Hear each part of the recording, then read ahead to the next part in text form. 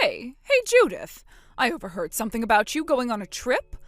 Where are you going, huh? Tell me. Are you going with your mom friends as well? Please, tell me right now.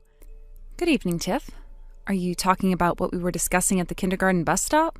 Yes, that's the one. I totally caught bits and pieces. You were talking with Amber and Maya, right? Ah, so you heard that. You're all going on a trip together, aren't you? Like a mom friends getaway? Well, sort of. Oh, take me with you. Come on, I want in. Wait, what? I've always wanted to go on a trip with mom friends. It sounds so fun. Just imagine the bonding, the photos, the laughs. I'm really sorry, but we can't invite you this time. Huh? Why not? Well, the group is already set. Then just add me to it. That's easy, right? One more mom can't hurt. I really wish it were that simple, but the whole thing is already booked, and honestly, Tiff, this isn't the kind of trip that you can just join in on last minute. Excuse me? It's not even a mom-friend trip, technically speaking. So what, you're telling me to back off? It's not like that. It's just, maybe next time, okay? I promise I'll let you know when we plan something else. But this time, I need you to understand and set it out. Oh, come on. I'm a mom, and I'm your friend, too. What's with this exclusion treatment? You think I'll just let this go? It's not about leaving you out, I swear. All right, then it's settled. I'm joining. Wait, what are you talking about? Let me know once all the dates and details are finalized, okay? Oh, and since I'm coming, I'll go ahead and take charge of organizing everything. Tiff, no, it's already organized. Pretty much everything is decided. Nope, that's not how it's gonna work. We'll just turn it into my trip, a main event, Tiff's Mom Friends Extravaganza. Again, this isn't a mom friends trip. Perfect! You can be the one in charge of all the boring logistics and grunt work, okay? Do you really think that you can just make demands like that? Oh, are you sure you want to talk to me that way? What are you getting at? Isn't your husband working under my husband? Wait, seriously? Wow, you didn't know that? Oh, that's kind of awkward. No, I mean, I didn't realize. Well, you do now. So if you keep pushing back, I might just have to pass this little disagreement on to your husband. What? Are you threatening me? Anyway, I'm assigning you all the prep work for the day of the trip. Thanks in advance. You're not even officially part of the trip. Oh, I'm so excited. We're going to have such a blast. Tiff, you can't just force your way into this. I'm not okay with any of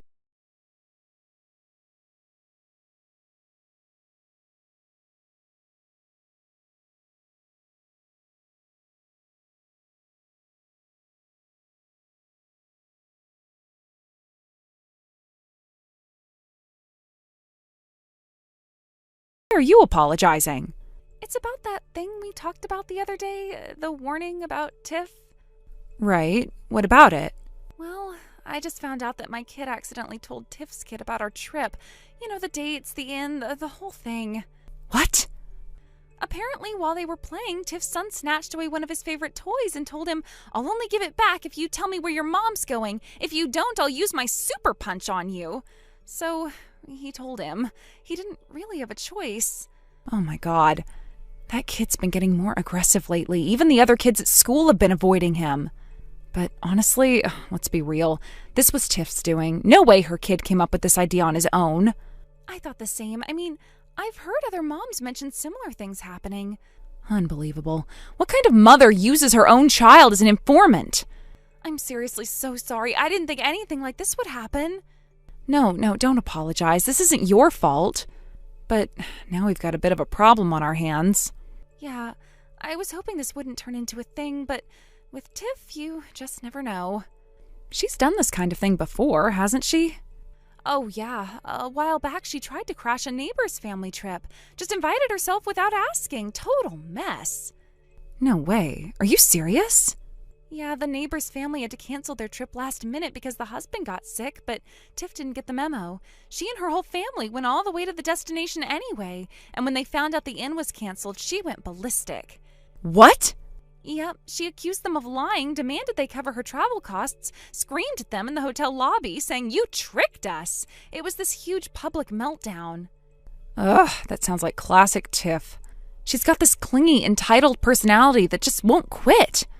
Honestly, this feels like some kind of petty revenge attempt, like she's trying to crash our trip now to make up for what happened then. Exactly. I wouldn't be surprised if she sees this as her revenge-free ride. And with a husband like hers, that guy gives off major troublemaker vibes. If she shows up, it'll be the whole chaotic family in tow, guaranteed. No doubt. If she found out the date and place, there's nothing stopping her from just showing up. Then we need to take action. We can't let her just bulldoze her way into our plans. I was thinking the same.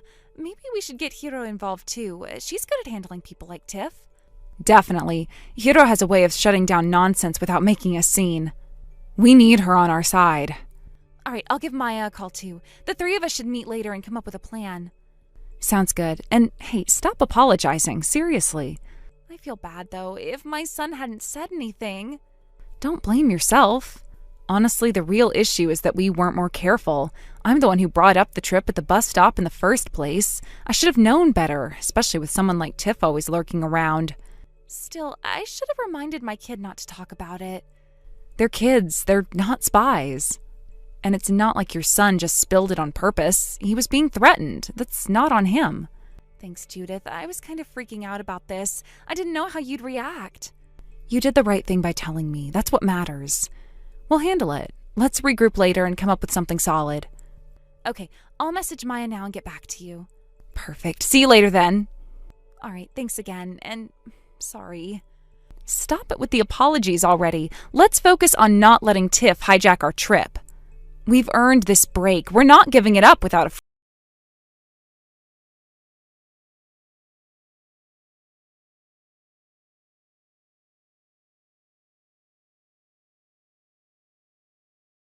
Hey, just wanted to give you a little heads up. What is it? So, small update. Tomorrow's meeting time has changed, okay? Tomorrow? Yeah, we were supposed to leave at 7 in the morning by car, remember? Well, it's been moved to 9 instead. Thought you should know.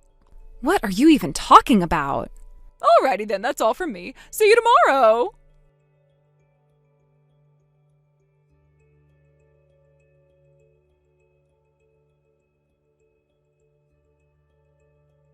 Judith, hey, why didn't you show up at the meeting time?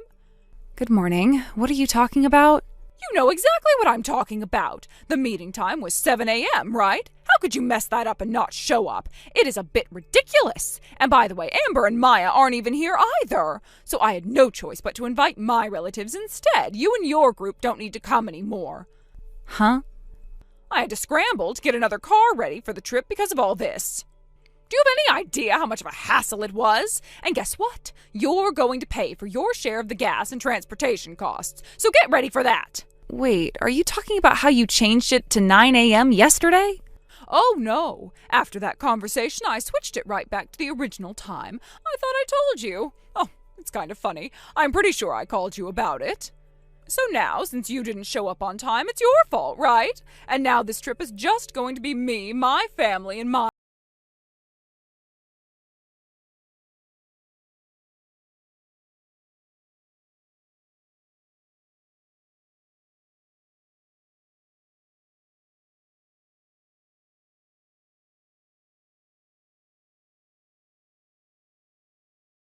Just about to check into the ryokan, but they said I've already checked in. What do you think you're doing, stealing our trip like this? If you're here at the resort, get out here right now. Sorry, I'm out sightseeing at the moment, so it's going to be difficult to come back right now. What? Actually, what's going on with you? Stealing our trip? Wasn't it you who tried to steal it in the first place? You're the one who didn't show up on time, remember? To begin with, I didn't even invite you, and I specifically turned you down. But in the end, I ended up going, didn't I? You were the one trying to push through on your own. You're the one who left me out, so you're to blame. As punishment, you'll pay for our accommodation. Wait a second, are you planning to stay at my family's house? Huh? Do you really think you can stay there? What do you mean? The resort you tried to check into is actually my family's property. We converted part of the garden into a guest facility and have been running a resort there. What? And by the way, this trip isn't a mom's trip. What are you talking about? Amber and Maya are with you, right? That clearly sounds like a mom's trip to me. Amber is my husband's cousin. Maya is my husband's sister. Huh? This trip is for my husband's grandfather's anniversary, and we're traveling with all our relatives. So all the rooms in our ryokan are fully booked until tomorrow. No last-minute stays are possible. What is that supposed to mean? That's why I told you, out of respect, that I'd rather you didn't stay here. Oh, can't you just free up a room or something? Impossible. You're the one who showed up uninvited after I had already turned you down. Do you think you can just talk to me like that? Still on this, huh? I told you my husband's boss is your husband's superior, right? Do you think your husband's position at the company could be at risk because of this? Is that a threat? Not really. I'm just teaching you that in this world it's the survival of the fittest. I see. Well, with that same mentality, let me tell you something too. What? Your husband's grandfather is actually the chairman of your husband's company, right? Huh? By the way, the CEO is my husband's father. What? The chairman and the CEO? And by the way, both of them are here right now, and they're actually looking at this message with me. No. Oh, that can't be true. Stop. You never know when you might run into someone higher up than you, so it might be better not to flaunt your power so recklessly. Wait, your in-laws are part of the CEO family? Well, I'm off to the next sightseeing spot now, so I'll be leaving. Hey, wait, my husband and we're being attacked by all our relatives right now. They're saying things like, "What is going on?" and we're being cut off. Can you at least help us? I can't get involved in your family issues, so I really don't know what to say. Huh? Oh, and before we head back to the resort, I'd really appreciate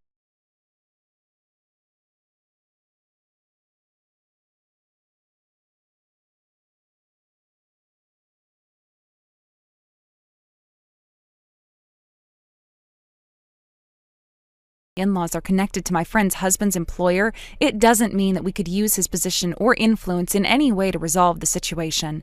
This was not a case of using workplace status or authority to sway things in our favor.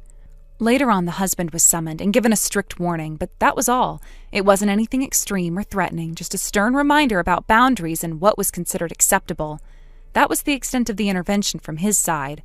But to my surprise, it seemed to have an almost immediate effect. Tiff, who had been causing all kinds of trouble, suddenly became much quieter, almost as if she had learned her lesson. I didn't know if it was fear or a sense of guilt, but whatever it was, she was a far cry from the person she had been before. The drama that had surrounded her seemed to dissipate overnight. However, things didn't go quite as smoothly on her husband's side. He seemed to have a much harder time dealing with the consequences of the situation.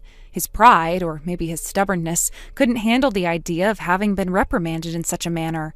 It wasn't long before he started skipping work without notice, completely disregarding his responsibilities.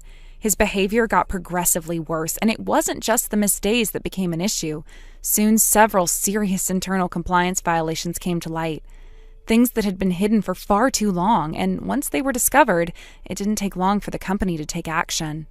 The company took swift and decisive steps. His actions didn't just result in him being given a stern warning like Tiff had. He was demoted and had his salary cut significantly. That was only the beginning. It wasn't long after that the company decided to terminate his employment entirely. Given the severity of the violations they had uncovered, the damage had already been done and there was no coming back from it. But the consequences didn't stop there. The situation between Tiff and her husband escalated dramatically. It seemed like their relationship, which had already been fragile, couldn't withstand the added pressure. The stress, combined with everything that had happened at work, led to an explosive argument between them, a fight so intense that it ended with them separating. The end result? Divorce. Their marriage, already hanging by a thread, was now completely severed. I couldn't help but wonder what had gone through their minds. What were they trying to achieve with all this? What were their end goals? It seemed so reckless, so destructive. Tiff's behavior had been erratic, and her husband's decisions, especially after the company's actions, made no sense. They had both created such a mess for themselves, and for what? It was hard to even comprehend the thought process behind their actions. What did they think would happen? It felt as if they had been living in a world of denial where the consequences of their actions were never really considered. The result of that lack of foresight had led them to this tragic end. But as much as I couldn't understand their motives, I was relieved that everything had calmed down.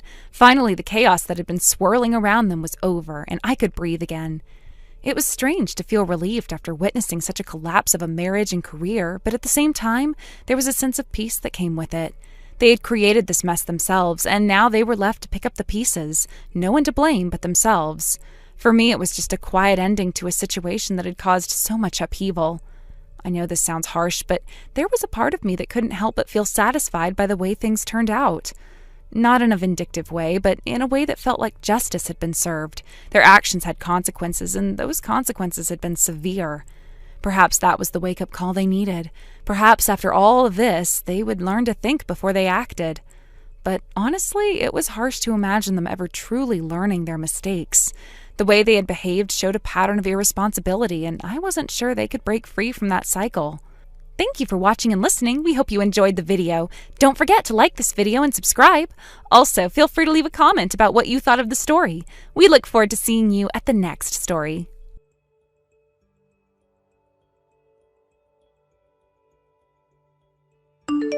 Thank you for watching. Please subscribe and hit the like button. See you next time.